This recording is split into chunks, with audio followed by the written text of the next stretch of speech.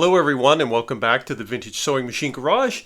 You are finally looking at the Imperial Perfect Precision Built Deluxe Sewing Machine.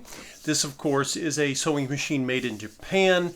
This machine would have been made in the late 1950s, early 60s. I'm going to place this one somewhere around 61, 62-ish, and that's an educated guess, but just a guess.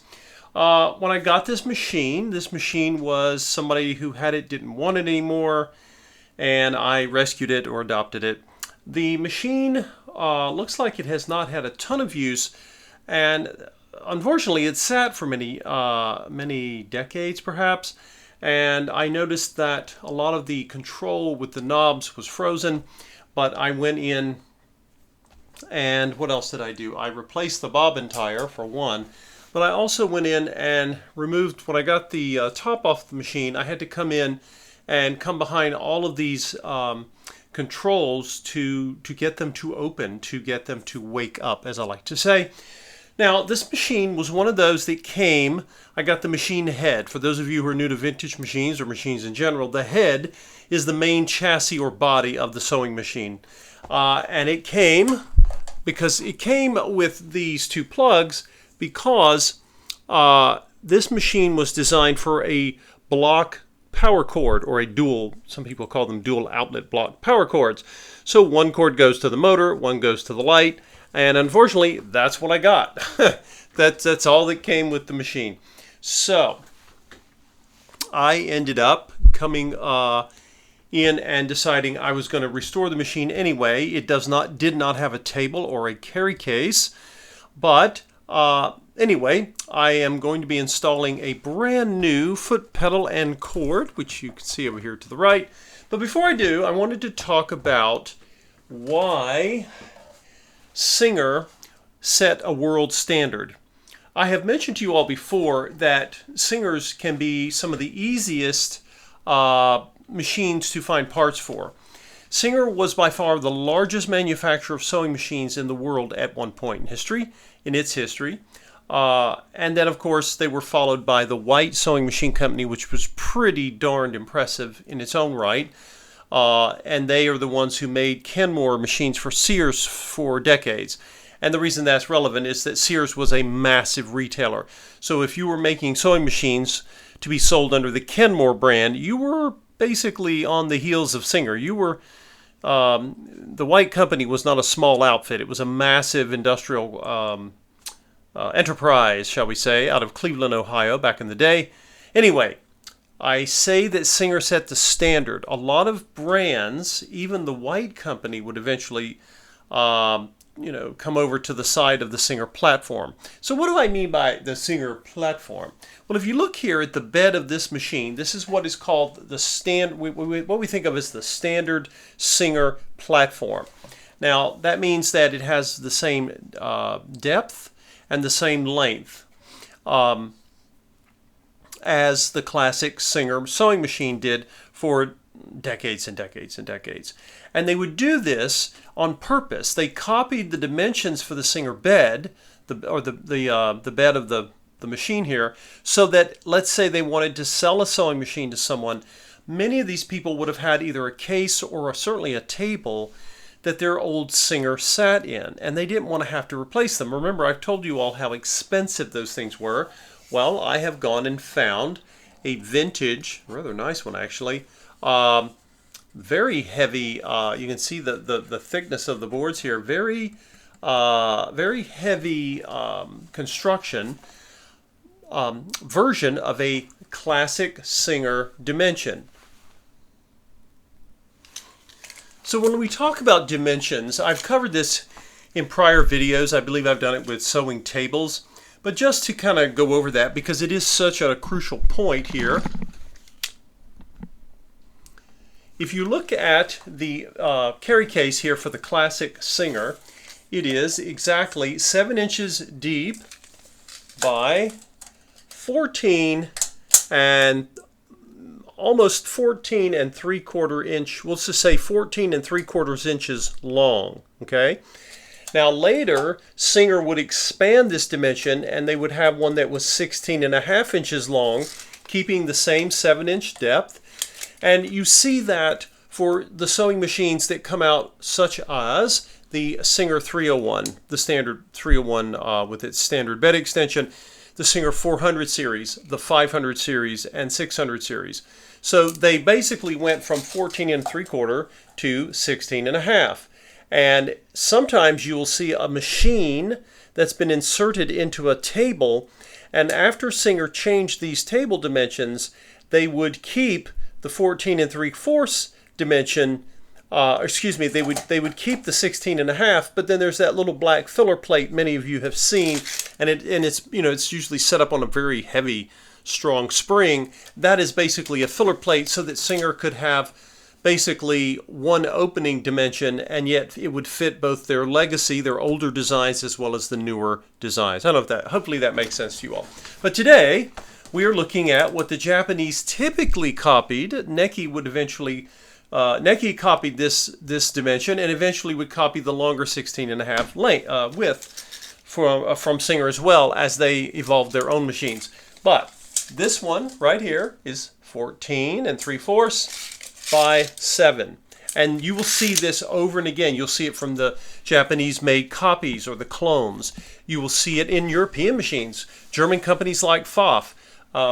Again, the earlier Nekis, the Berninas, many of these brands would copy this dimension because they wanted that business. That is how giant Singer was and how much market penetration they had once upon a time. So you can see I've got the little rubber band trick here. I've got the little pins holding, the rubber band helps hold the pins in place so that I can line up the machine on it.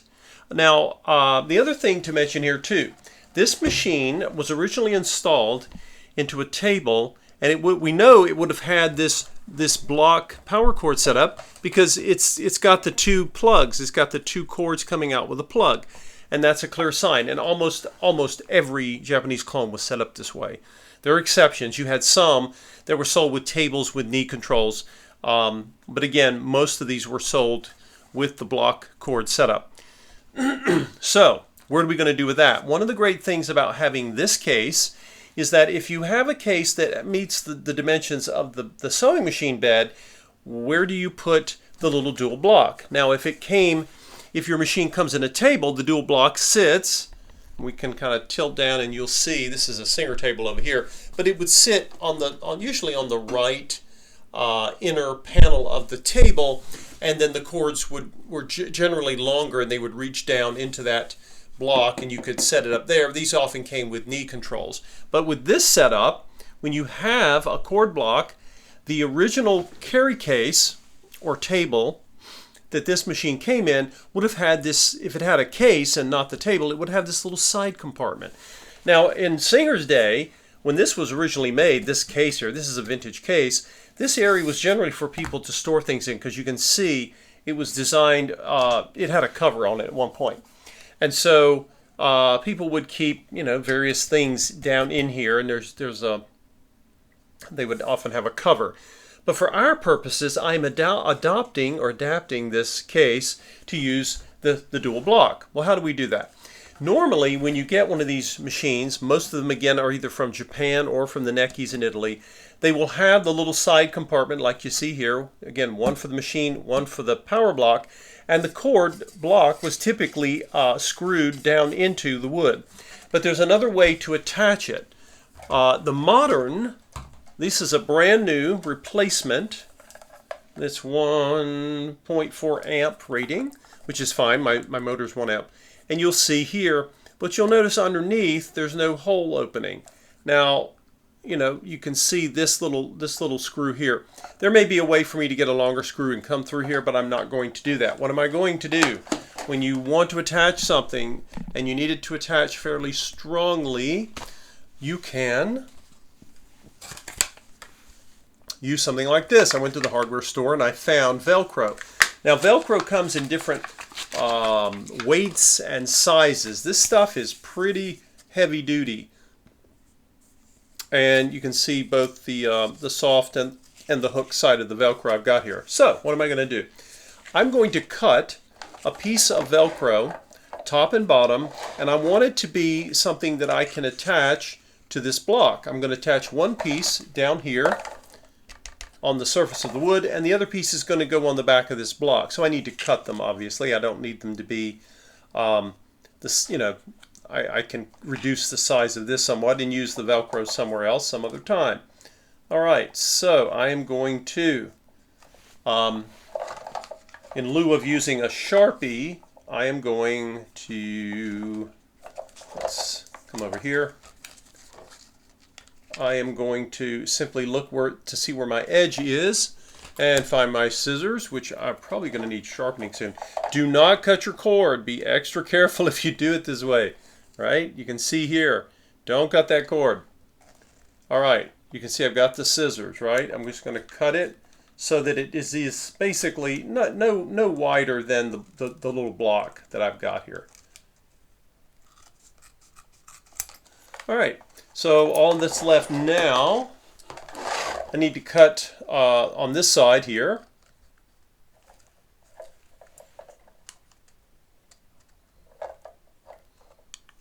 Some of you might just take it on here and trace it with something. I chose not to. Again, being very careful. Don't cut that cord, or you're going to basically ruin, you know, your power source. And again, this one is brand new. You can get these on the internet. They're not that expensive, and they work beautifully. Okay, what about my my Velcro's already sticking. What about the other side? Well, the other side just needs to be the same size, so I'll just use this as my template. Where'd my scissors go? And I'll just quickly cut out the whatever this is called. I'm sure there's a name for positive, negative, hook, or the two sides to Velcro.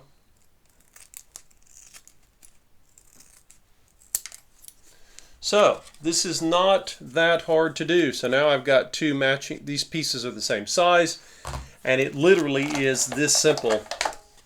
I'm going to take, I'll take the hook side. It doesn't, I guess it may not matter. Those of you who are more expert at Velcro can tell me this, but I don't think it matters.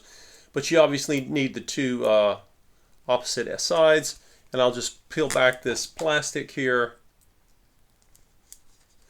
Now, you might think, well, how do I know where to position it? Because sometimes you get these, and they're positioned either up here or down here. I like it in the center, and that's because I've got cord coming off either side of the block, and I want that cord to be able to bend, come out without too much fuss. So it's not. So the cord is going to bend, and it's designed to bend, but hopefully not too much. Okay, let's get our camera angle here up a little higher and pointing down so you all can actually see what I am up to here.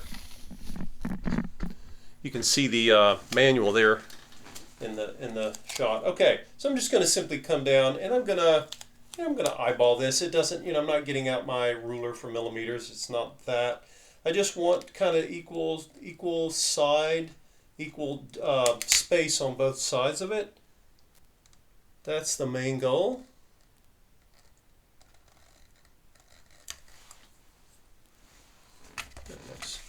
And go ahead and apply decent pressure. Be careful because this is a panel of wood on the bottom. Just make sure that it sticks. And then obviously we need to attach the other piece, the opposite piece of the Velcro, and that is going to get attached to the bottom of the block. I've done this before, but honestly I don't remember. You all tell me if I've actually shown this in a video before. Well over 450 videos or something like that, and sometimes I forget if I've covered something. Forgive me. But another time probably doesn't hurt, right?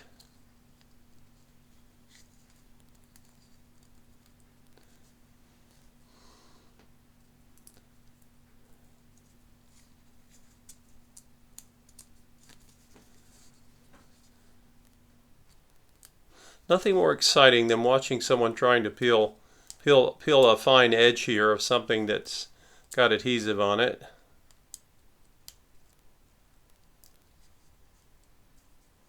I've mentioned in other videos as well, when you're looking at machines like this, you're dealing with machines that were made in large numbers, but they had different names. So a lot of times you see some of these brands, you have no idea. It's like, what's Imperial? Was that a maker? There was no such thing as the Imperial Sewing Machine Manufacturing Company. Imperial is a badge, and there were lots of these badges because people wanted to sell sewing machines back in the day, and if they couldn't, if it was a chain of stores especially, they could not sell Singer. Singer was sold at either its own dealers or independent sewing dealers. So you could not just say, hey, I want to sell Singer sewing machines. The Kenmore brand was exclusive to Sears back in the day, and so, well, if you wanted a Kenmore, you went to Sears. Well, all these other retailers wanted a piece of the action, and how were they going to get it? They had to find someone to make machines for them, and one of the ways they did this was they went to, they would go to trade shows, just like people still go, retailers go to today to get find a source for product. And all right, got the plastic off. Didn't want to torture any of you any longer having to watch me fiddle with it. Okay, so I'm going to take this, I'm going to apply it straight to the back of, by the way, you can see a hole here that's got two different sizes, sort of oblong here. You could have a bolt in here and you could place it on this and then you could slide it, but I'm going to do this Velcro trick because I just prefer it. So I'm going to take that and just simply apply the Velcro across the base like so, and just push nice and firm, make sure that the bond is there.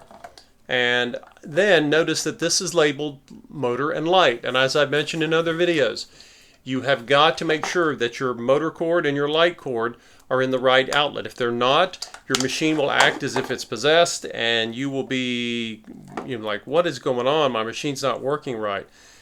It's confused because it only works one way with one setup. It's simple. You just have to remember it. I like these here because they're marked.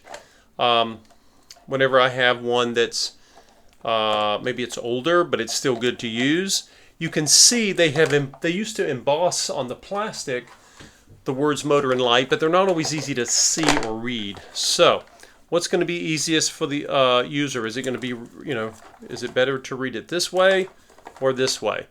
So we'll try it this way. Actually, when the machine's here, part of that will be blocked by the hand wheel. See there? So I think I'll turn it around this way. But of course, it is reversible because I have Velcro. So let's go in and center it there. I'm just going to push down with, you know, some firmness, but again, be mindful. Don't destroy the base of your carry case with that. Now, if I tug on the cords, look, it's not moving. You would have to pull, you know, fairly hard to get it off because it's, again, a big piece of Velcro. It's a heavy-duty Velcro. So now, again, always make sure you know which is which. The markings came off of here, but I know that the black cord is coming out of my motor. So I know that's for the motor. The white one is the other one, and that, of course, is for the light. So we have our brand new electronic pedal, and I want to make sure get everything untangled here, because in the next video I'm going to demonstrate this machine. It is ready to find a new home. All right, so let's get our cord out of our way. Okay, now, moment of truth. Is this, in fact, is all this appreciation for Singer and their ability to establish a standard, was it worth it? Let's take a look. I want to make sure all of this is sort of in the picture for you.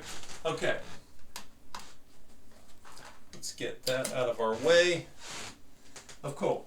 Now, the other thing to remember as well is that not only does the opening of the case for the bed match the dimensions of the machine, so must the holes. Remember, there are holes in the back of the bed here and here, and they have to line up with the pins, and they should. Again, none of this is accidental. The manufacturers knew what they were doing. They were determined to get some of Singer's business, and this was how they did it. This rubber band is hopefully going to help me so that these pins don't flop down while I'm trying to install the machine. Ugh.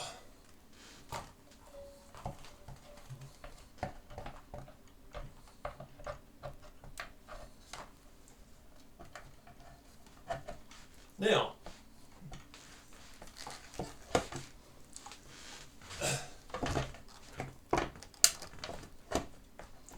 at the moment, this machine is not fully inserted because it's too far forward, so I'm going to have to slide it back. But you can see basically that's the process for installing the machine, and then of course we'll get it hooked up, and I'll be demonstrating that this machine is ready. We will see how it sews.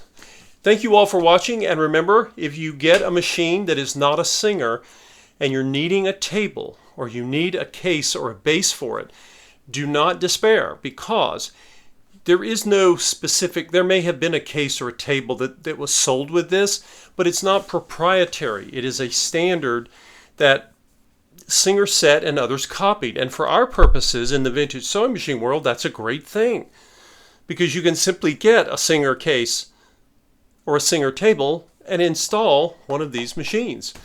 So anyway, just wanted to share that with you all. If you are finding yourself where you have this awesome machine but no way to install it, there is a way. So this is a Singer carry case base with a Japanese copy of a Singer, or some of the Singer technology, and it was labeled Imperial, and some lucky person back in the early 60s got themselves a pretty impressive sewing machine. It just needed some TLC and long overdue maintenance, and it should be ready to sew, and hopefully we'll see that in the next video. Thanks for watching, everyone.